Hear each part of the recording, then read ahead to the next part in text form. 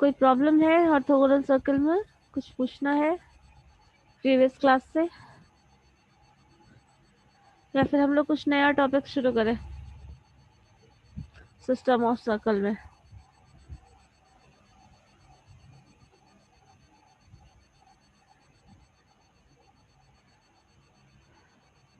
Last class में तो I think तुम लोग थे भी नहीं ना? थे, एक दो होंगे कोई, अदरवाइज होते ही नहीं है।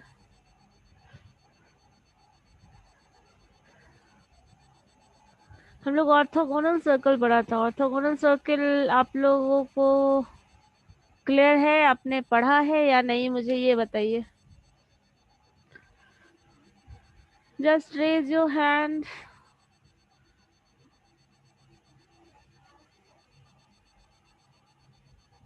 एंगल बिटवीन टू सर्कल्स की बात करते हैं। तो सर्कल्स हमारा जब भी होता है तो सर्कल क्या है, एक कर्व है, और कर्व का किसी भी पॉइंट पे एंगल निकालना पॉसिबल नहीं है। तो जो हर ही पॉइंट पे कर्व ही टर्न ही हो रहा है, तो वहां पे किसी पर्टिकुलर पॉइंट पे कैसे एंगल निकालोगे? तो क्या करते हैं ना, कि जब भी हम लोगों को सर्किल का एंगल निकालना हो या फिर किसी भी कर्व का एंगल निकालना हो, तो उस पर्टिकुलर पॉइंट से जहां आपको एंगल निकालना है, उस पर्टिकुलर पॉइंट से टेंजेंट क्रॉस कराते हैं। उस टेंजेंट्स के बीच का एंगल जो होता है वही हमारा सर्कल का एंगल होता है। आई थिंक जब इनिशियली हम लोगों ने ये ऑनलाइन क्लासेस शुरू किया था, आई थिंक ऑन 5th मैंने ये डिस्कस किया था, जिसको कुछ ऐसा हम लोगों ने डिराइव करके फॉर्मूला लाया था, cos theta is equal to d square, जो कि डिस्टेंस बिटवीन सेंटर्स होता था, r1 square minus r2 square.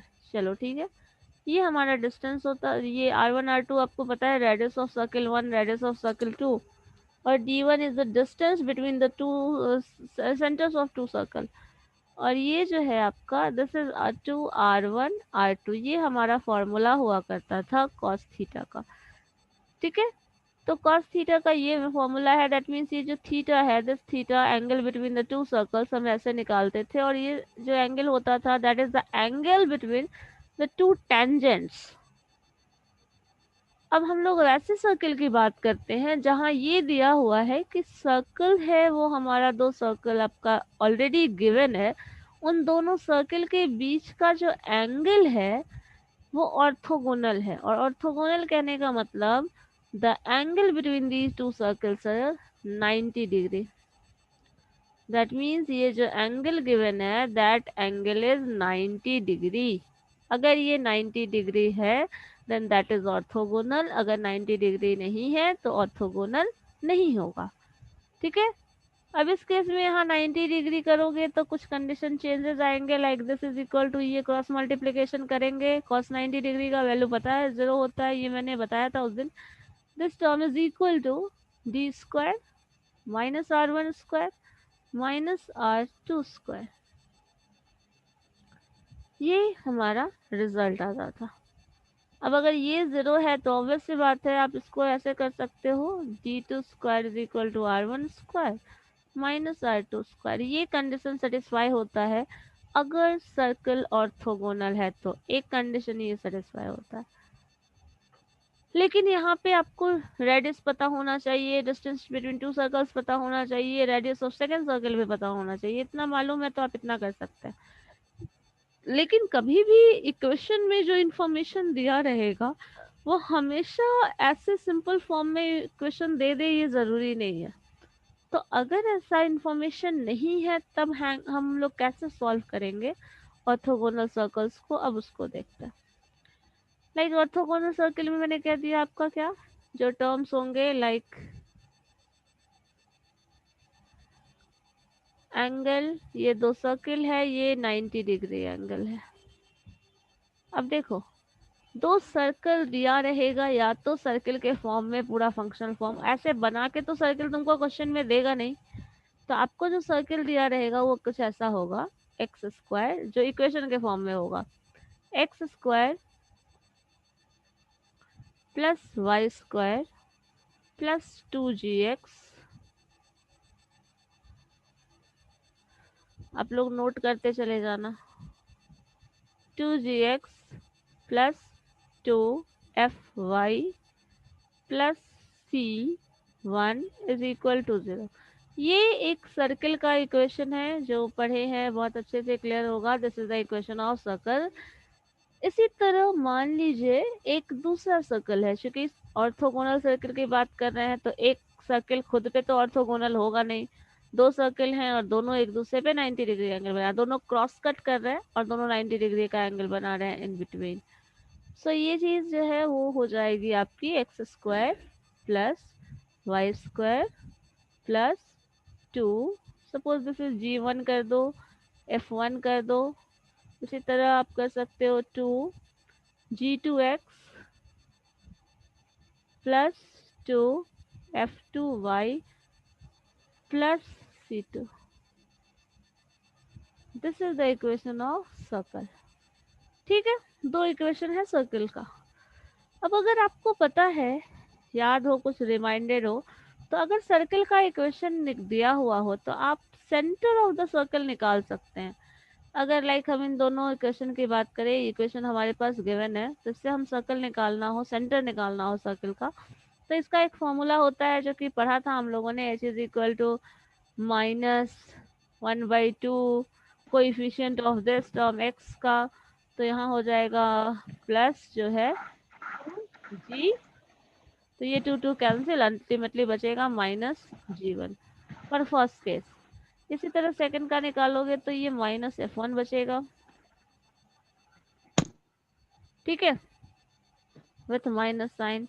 इसी तरह सेंटर, ये c1 निकल गया, सेंटर फर्स्ट सर्कल का सेंटर हो गया। इसी तरह सेकंड सर्कल का अगर सेंटर देखेंगे तो ये टर्म है, दैट इज -g2 -f2।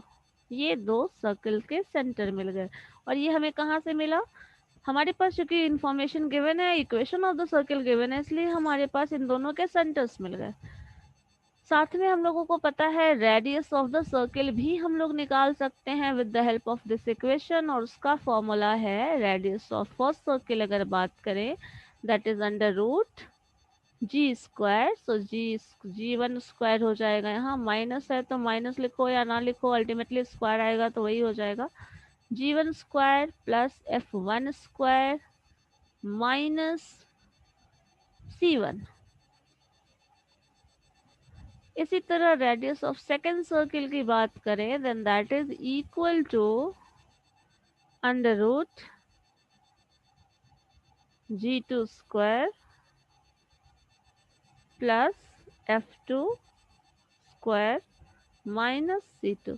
ये centre of the, sorry, radius of the circle मिल गया हमारा, सेंटर मिल गया, रेडियस मिल गया। अब देखो जरा आपके पास क्या इंफॉर्मेशन है। ये particular point, this particular point is centre of first circle, this particular point is centre of second circle. अब यहाँ से ये distance, this distance is what, radius of first circle, this distance is what, radius of second circle. तो आपको ये पता है, ये भी पता है, लाइक ऐसा कुछ है, ये सेंटर पता है आपको, ये distance, because radius of the circle है जो कि ये है, गिवन है हमारे पास, मिल गया हमको। ये जो टर्म है ये भी गिवन है। अब और ये भी इंफॉर्मेशन है, दिस इज 90 डिग्री। अब मुझे बताओ, ये सेंटर अगर ज्वाइन कर दें, ये लाइन हम ज्वाइन कर दें, this is the centre C1, this is the centre C2, तो और suppose this is a particular point eight which it is making angle, तो ये 90 डिग्री एंगल है। क्या इस एंगल के हिसाब से आपको ये डिस्टेंस पता है, C1P C2P, तो क्या आप C1 C2 नहीं निकाल सकते? टेल मी, निकाल सकते निकल हैं? जाएगा मैं। निकल जाएगा ना। तो C1 यस। C2 ऐसे भी अगर C1 C2 की बात करो तो C1 का वैल्यू आपको पता है ये, C2 का वैल्यू पता है ये, तो आप निकाल लो C1 C2। अगर C1 C2 निकालोगे तो जो वैल्यू आएगा क्या होता है वो, C1 C2 का होल स्क्वायर निकाल लो, distance between two points. So this is what, G1 minus minus G2। So minus G2 is equal to also plus G2 आप लिख सकते हैं, दिस टर्म का whole square plus sign, distance between two points हम लोग निकाल रहे हैं। इसी तरह F1 अगर करें, F1 minus minus F1 that is F2 the square of this, ठीक है। सो अगर ये टर्म आप और सिंप्लीफाई करना चाहें then that is equal to what, g1 square plus g2 square, this is minus ना, यहाँ पे माइनस है, माइनस g1 है, ठीक है। सो ये टर्म अगर आप लिखेंगे that is minus 2g1 g2 for first part मिल गया हमको। सेकेंड पार्ट के लिए अगर सॉल्व करें that is f1 square, minus भी है तो वो पॉजिटिव हो जाएगा, सो f1 square plus f2 square minus 2 f1 f2, ये हमारा क्या मिला, ये टर्म मिल गया, डिस्टेंस बिटवीन टू सेंटर्स। और ये भी डिस्टेंस आपको पता है, ये भी डिस्टेंस आपको पता है, तो दोनों का सम करोगे वो इसके इक्वल होगा। So this whole term, just wait, this whole term is equal to what, ये रेडियस, दिस टर्म आप यहाँ लिख सकते हैं, this term plus this term, तो इसी चीज को मैं यहाँ लिख रही हूँ, देखिए क्या है, this whole term is equal to what, आपके पास इक्वलिटी के साथ लिख सकते हैं इस टर्म का स्क्वायर, क्योंकि स्क्वायर के टर्म में ये है तो इस टर्म को भी स्क्वायर के टर्म में लिख सकते हैं, r1 square, so this is what, g1 square plus f1 square minus c1, plus sign कर लो, g2 square plus f2 square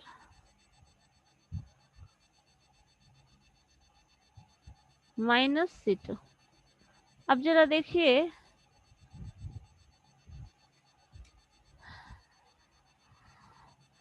अगर इस टर्म को हम और सिंप्लीफाई करना चाहें तो यहाँ देखिए ये दोनों इक्वल है, तो सिंप्लाइज कर लीजिए, यहाँ पे ये जो है this term is equivalent to this term, यहाँ दोनों टर्म में एक ही साथ आ रहा है, ये टर्म भी आ रहा है रिपीटेड, यहाँ देखिए ये भी टर्म रिपीटेड है, ये टर्म भी इधर आ रहा है। सो आपके पास जो रिमेनिंग टर्म बचा है वो क्या है, -2g1 g2 plus 2, sorry not plus, this is minus also, ये टर्म भी माइनस में ही है, 2 f1 f2, this is equal to minus c1 minus c2, ये टर्म है। और अगर इसी में माइनस साइन हटा दो कॉमन लेके, then this is 2 times g1 g2 is plus 2 times f1 f2 is equal to c1 plus c2। So this is the condition. और ये सब जो रिजल्ट हम लोग ने डिराइव किया है ये कब हो सकता है, जब 90 डिग्री एंगल होगा ये, तभी आपने ये रिलेशन डिड्यूस किया ना, तभी this term plus this term is equal to this term. So अगर ऐसा कंडीशन होगा, ये कंडीशन सेटिस्फाई होता है, तो हम कह सकते हैं these two circles are orthogonal to each other, otherwise ये कहना मुश्किल है, ठीक है। क्लियर है ये, देखो एक बार कहीं कोई कंफ्यूजन है तो बोलो।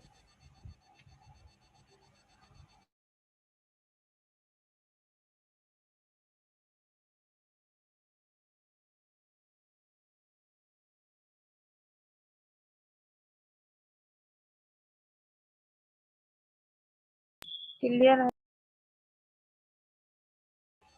क्लियर है, कोई कंफ्यूजन नहीं।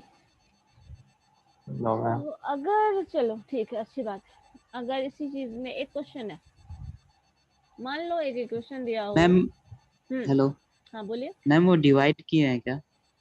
कहाँ divide, no no, this is equal to, हम यहाँ नोटेशन ये बता रहे थे, पॉइंट आउट कर रहे थे, this is not division, this term, this whole term जो आप इज लिखा इक्वल हुआ टू है is equal to equal this to term, equate okay किया है इसलिए कैंसिल कर रहे हैं, ऐसे डिवीजन तो नहीं होता ना, क्योंकि यहाँ पे लिखा है देखो, ये C1 का होल स्क्वायर प्लस ये सॉरी C1p का होल स्क्वायर, C2p का whole square is equal to C1 C2 का होल स्क्वायर। ये 90 डिग्री होता है तो ये हमको पता है, बिकॉज किसी भी एंगल में अगर आप किसी भी ट्रायंगल की बात करें तो this term is equal to what, hypotenuse आपका है, दिस इज परपेंडिकुलर है, दिस इज बेस, तो क्या लिखते हैं, हाइपोटेन्यूज का square is equal to perpendicular जो भी है दैट टर्म का स्क्वायर प्लस बेस का स्क्वायर, है ना। इसी फॉर्मूला को यहाँ अप्लाई कर दिया और उसके हिसाब से ये हो गया। ठीक है, तो आप इसको सीक्वेंशियली लिख सकते हैं। लाइक देखो, एक किसी चीज को एक्सप्रेस किया हुआ है,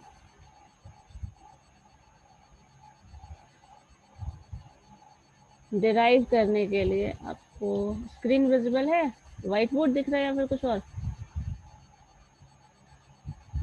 चलो पहले देखो, वाला दिख रहा है। अच्छा पहले देखो, ये इसी को प्रूफ किया है। एक सेंटर आपको दे दिया लाइक दिस, दो सर्कल है हमारे पास, सर्कल का इक्वेशन दिया हुआ है इन द सेम वे, दो सेंटर्स ऐसे निकाले हैं, C1 C2 का एंगल दिखा रहा है, और इस तरह से इसको प्रूफ करके ये उतना डिड्यूस करके रिजल्ट नहीं बताया है, बट C1 C2 का ये डिस्टेंस उसको ब्रेक करना है, C1P का होल स्क्वायर C2P का होल स्क्वायर, देन दोनों को आपस में इक्वेट किया, देन दिस कंडीशन।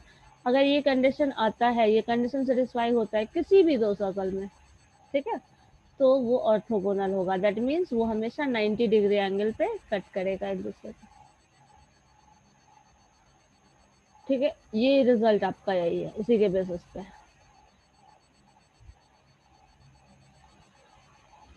सो अगर एक एग्जांपल दिया जाए, मान लो एक क्वेश्चन है हमारे पास, एक इक्वेशन हो, सपोज, मिटा दूं इसे, हटा दूं? Yes ma'am. चलो देखो, हमारे पास एक सर्कल है, like x square plus y square is equal to -4 is equal to 0. Suppose this is this equation of first circle, एक सर्कल का इक्वेशन दिया है। इसी तरह दूसरे सर्कल का इक्वेशन दिया हुआ है,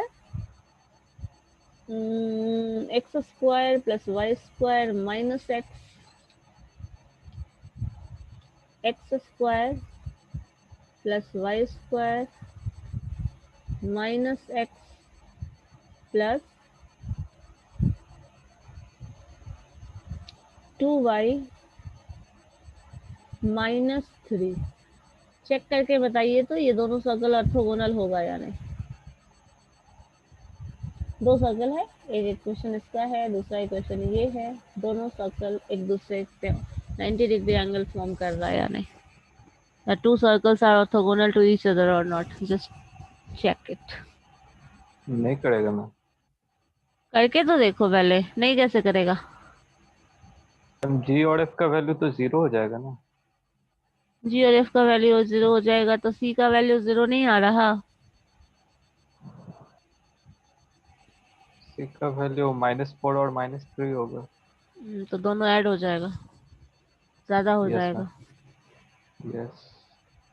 चलो ठीक है, इसी अगर इक्वेशन में एक टर्म और ऐड कर देते हैं। ठीक है, अब ये चेक करिए, x square plus y square plus 4x, suppose x square plus y square plus 4x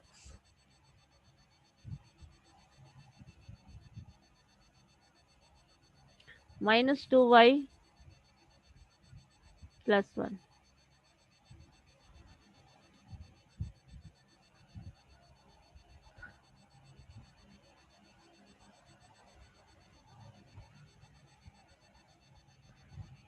ठीक है, देखिए तो 2 और 3 ऑर्थोगोनल है क्या एक दूसरे?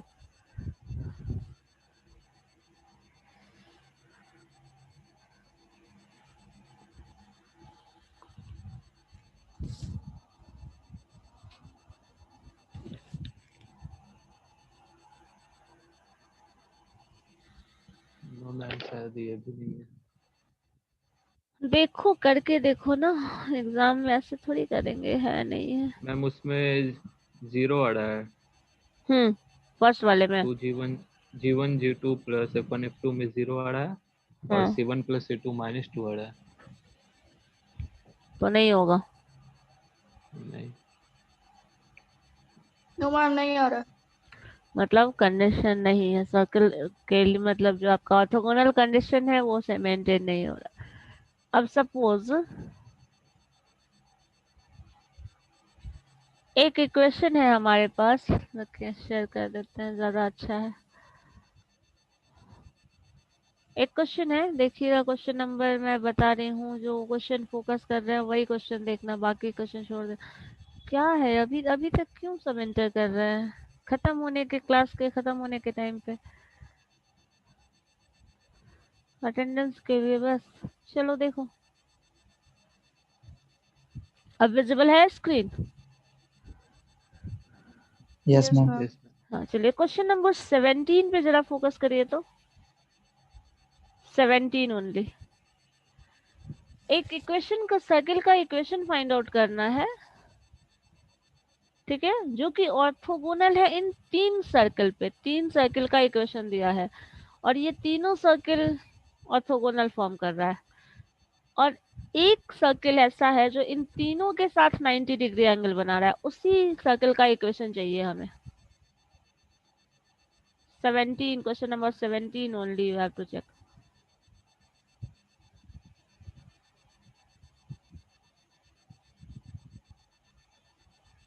मैम फॉर्मूला क्या था? फॉर्मूला था 2G1 G2, ये था कंडीशन, ये याद रखो ना, 2G1 G2 plus 2F1 F2 is equal to C1 C2, C1 plus C2, ठीक है, ये ठीक है कंडीशन मैम, क्वेश्चन सेटिस्फाई दिखाइए। होना चाहिए। अब क्वेश्चन व्हाइट बोर्ड के बाद, चलो देखो, question number 17 you have to check.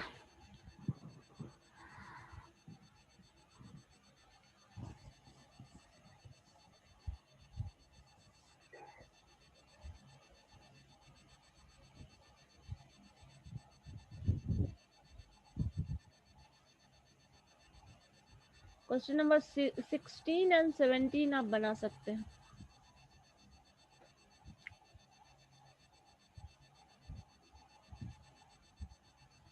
दोनों इसी कॉन्सेप्ट पे बेस्ड है।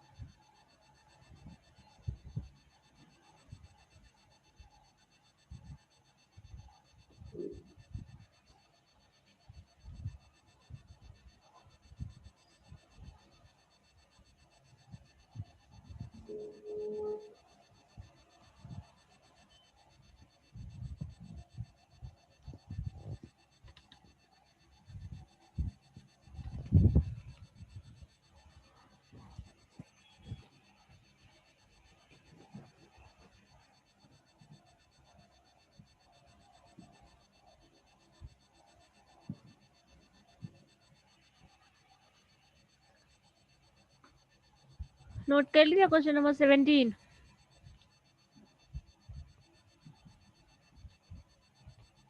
यस। तरन्नुम समरीन अभी इंटर कर रहा है, क्या है क्या, कभी भी सो के जगते हो तुम लोग। देखो क्वेश्चन का मतलब सिंपल ये है, एक सर्कल है जो दूसरे सर्कल पे 90 डिग्री एंगल बना रहा है, दैट मीन्स ऐसा कुछ 90 डिग्री एंगल है। और इनफैक्ट क्या बोल रहा है, 3 सर्कल दिया है ना, एक सर्कल, हाँ ये सर्कल, सॉरी नॉट ऐसा ही है, 3 सर्कल ऐसा है जो इस पे 90 डिग्री एंगल बना रहा है।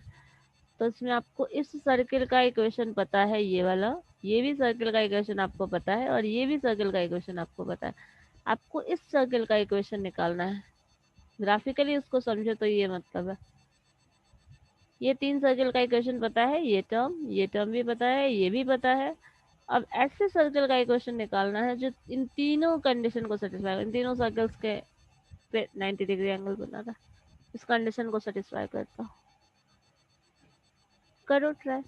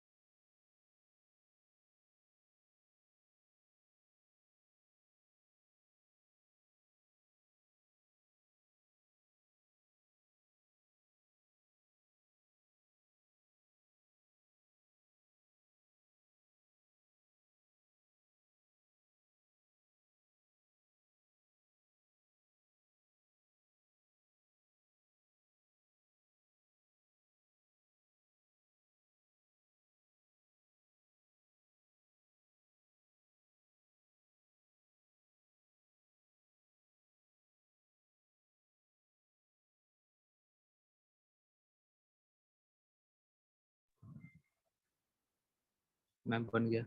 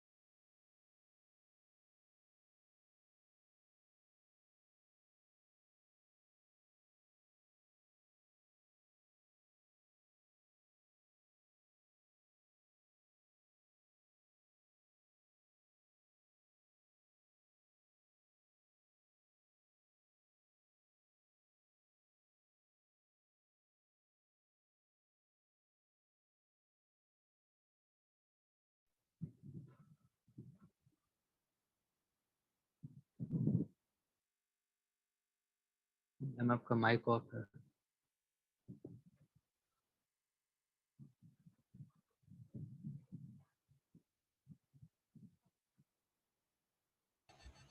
हाँ बताओ क्या है आंसर। आंसर था 5x² + 5y² + 11x - 3y - 10। Equation of circle बता रहे हैं। यस मैम, उसको ये सिंप्लीफाई किए थे ऐसे x² + y² + 11/5x - 3/5y - 2 = 0। सारे वैल्यूज को पुट कर दिया इक्वेशन में, तब वो आ गया है। यस जी, मैम, जी का मतलब वैल्यू डिनोमिनेटर में 5 था, उसको ऊपर कर दिए थे। नहीं नहीं, ये बोल रहे हैं उसमें जब भी सॉल्व करोगे, जब सिंप्लीफाई करोगे ना, तो कभी भी वैल्यू ऑफ सी मिलेगा, वैल्यू ऑफ जी मिलेगा, वैल्यू ऑफ एफ मिलेगा। उन सारे वैल्यूज को जब आप इक्वेशन में पुट करेंगे तो एक इक्वेशन मिलेगा। यस मैम, उसी को अपने पुट सारा करके बता वैल्यूज रहे। पुट करके एक इक्वेशन निकाला है, वही बता रहा है ना। Yes ma'am. ठीक है, बाकी लोगों का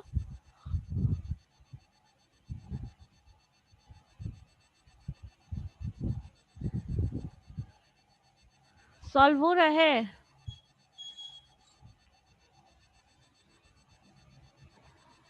स्लो मोशन हो तुम लोग। चलो बताओ इक्वेशन क्या है, मुझे वन बाय वन बताइएगा। तो x² + y², चलो देख लेते हैं क्या आता है रिजल्ट। हमारे पास इक्वेशन जो है वो है x² + y² = 2 या फिर -2 = 0। यू कैन राइट, ये टर्म है हमारा। सेकेंड इक्वेशन जो है वो क्या है, x² + y² - 4x x² + y² -4x + 2y। So -4x + 2y 2y -3 = 0। So this term, ये भी है आपका थर्ड इक्वेशन जो हमारा है, x² + y² + 2x x² + y² + 2x + 2x -6y + 6। यही है ना आपका -6y + 6। This is equal to 0। अब देखो बोला क्या है, सर्किल का अगर फिगर हम बनाएं, एक पर्टिकुलर सेंटर सर्किल है जो आपका इन तीनों पे ऑर्थोगोनलिटी को मेंटेन करता है। तो अब अगर इसमें देखोगे, जो सर्किल सेंटर वाला होगा उसको हम मान लेते हैं कि उसका इक्वेशन कुछ ऐसा है, x² + y² + 2gx + 2fy + c। जो भी इक्वेशन होगा सर्किल का इसी फंक्शनल फॉर्म का होगा, यही फॉर्म हमारे पास होगा। अब कंपेयर करना है इसको कंपेयर करो इससे। जब कंपेयर करोगे तो देखो यहाँ x का कोएफिशिएंट कुछ भी नहीं है इस केस में, y का कोएफिशिएंट कुछ भी नहीं है। तो यहाँ पे simply c is equal to c1 + c2। आप जो पूरा कंडीशन इम्पोज करते थे, हमारे पास क्या कंडीशन था, किस कंडीशन से चेक कर रहे हैं, 2g1 g2 plus 2f1 f2 इस कंडीशन को इम्पोज कर रहे हैं फॉर c1 प्लस c2 के टर्म में। अब देखो यहाँ जो c1 आया है दैट इज -2, यहाँ c2 है आपका प्लस। सो यहाँ पे लिख सकते हो, इस टर्म को तो पूरा जीरो कर दोगे, ये पूरा टर्म जीरो हो जाएगा बिकॉज यहाँ कोई इफिशियंट नहीं है g1 g2 का, तो that means this is zero. अब यहाँ करें तो दिस इज c1 का वैल्यू आपके पास c1 c2, तो सपोज यहाँ c आ रहा है and c -2 is equal to 0। So this implies, आप इसको सिंप्लीफाई करके सिंपली लिख सकते हैं c इज इक्वल टू 2। एक सॉल्यूशन हम लोगों को यहाँ से मिल गया इसके हिसाब से कि ये c का वैल्यू जो होगा ये होगा। इसी तरह आप सेकेंड इक्वेशन को इससे कंपेयर करो। जब कंपेयर करोगे तो यहाँ के हिसाब से सेंटर क्या हो जाएगा हमारा, g माइनस है तो this is what, minus minus plus हो जाता है, तो 2 हो जाएगा सेंटर फॉर x, और ये जो है वो 1 हो जाएगा, -1 इनफैक्ट हो जाएगा। ये हमारा सेंटर ऑफ दिस सर्किल होगा, ये आपको निकालना आता है। इसी तरह सेंटर ऑफ दिस सर्किल अगर आप बात करें, और इसका सेंटर तो ऑब्वियसली पता है 0 0 है, जो हम लोगों ने सॉल्व भी कर लिया। इस सेंटर की इसकी बात करोगे तो ये जो टर्म है दिस इज पॉजिटिव है, तो ये आपका -1 हो जाएगा, and centre of this is minus है तो ऑब्वियसली +3 हो जाएगा। तो ये हमारा दूसरा सर्कल का सेंटर है। अब इसी को इस फॉर्मूला पे पुट करो। जब फॉर्मूला पे पुट करोगे तो 2 हमारा 2 ही है, इस टर्म को पहले रख लेते हैं इस फॉर्मूला पे। g1 का वैल्यू यहाँ 2 आया है, और अगर इसकी बात करें तो ये यहाँ g है वो एज इट इज g आप -g लिख देंगे, क्योंकि इसका वैल्यू आपको पता नहीं है, इसी को तो एस्टिमेट करना है। प्लस साइन दूसरा टर्म अगर लिखें तो आ जाएगा आपका f1, 2 टाइम्स 2 रहेगा आपका, f1 जो है वो आपका -1 है, एंड f2 की बात करें दैट इज ऑल्सो -f।